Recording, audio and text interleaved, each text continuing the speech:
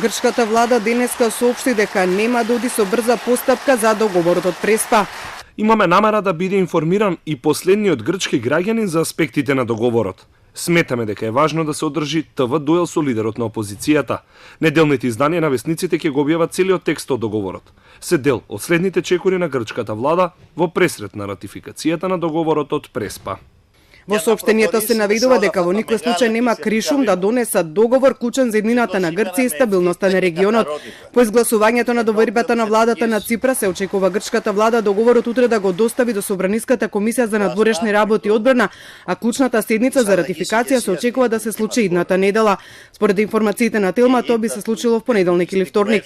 Во меѓувреме Преспанскиот договор повторно е растресе политичката гарнитура во Грција, овој пат заканувајќи се со поделба на партијата Река. Попладнево е закажан состанок на врвот на партијата и на пратениците за утврдување на конечната позиција за договорот. Подпредседателот на партијата Јоргос Мавротис изјави дека Река не ја сменила својата позиција за договорот, туку дека прашањето е како тоа ќе биде изразено во гласањето. Ќе ги видиме сите избори кои се пред нас, балансирано да го поддржиме договорот, а истовремено да не ги одобруваме владените практики. Дел од пратениците на Река даваат отворена поддршка за договорот, дел се против, што во грчката јавност се толкува како можност за повторување на сценариото со кое се подели партијата Независни Грци.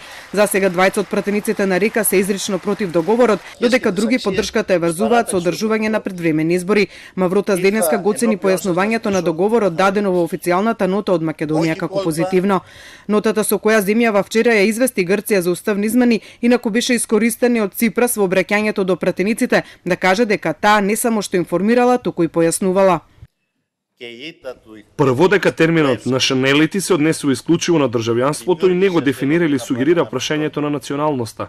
И второ, дека јазикот на нашите соседи, како што е споменато во договорот и е признат на конференцијата на Обединетите нации во 1977 година, припаѓа на групата јужнословенски јазици. Според уставот на Грција, договорот од Преспа не мора да биде изгласан со мнозинство од пратениците за да стапи на сила, но како што објасни председателот на собранието Никос Вуцис, тој треба да биде изгласан со 151 пратеник за доброто на земјата и да се покаже дека такво мнозинство постои.